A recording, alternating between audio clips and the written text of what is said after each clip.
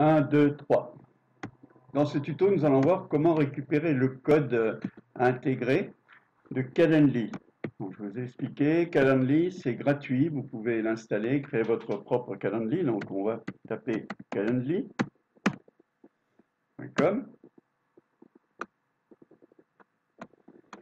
Et là, vous allez vous faire... Ah, pardon, je suis déjà dans le mien. On va refaire.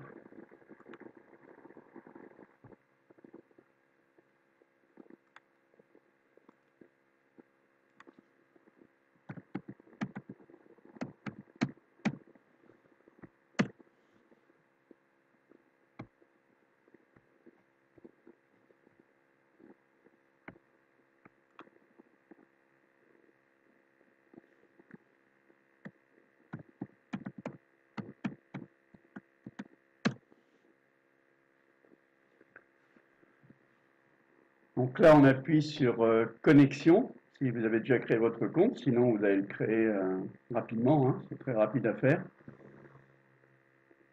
Et là, on va arriver sur mon compte, puisqu'il est ouvert déjà en accès direct. Donc là, vous avez votre calendrier, vous verrez que vous pouvez sélectionner des calendriers de 30 minutes, de 15 minutes, de 60 minutes, c'est à vous de le définir. Donc, où on va trouver ce code?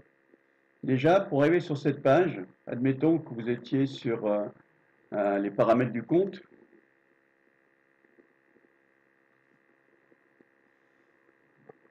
Pareil. Voilà, les paramètres.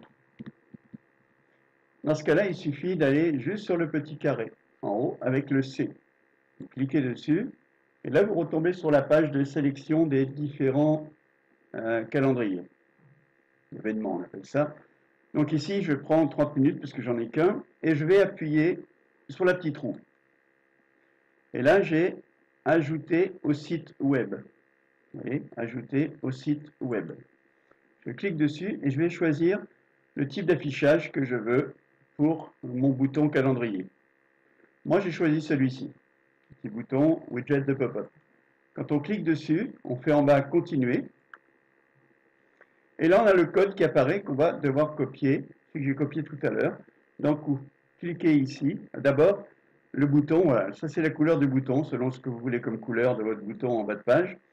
Et on fait à droite copier le code.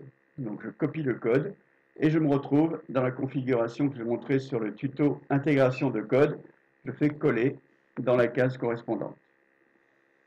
Voilà pour ce tuto, il ne vous reste plus qu'à vous abonner gratuitement à Calendly.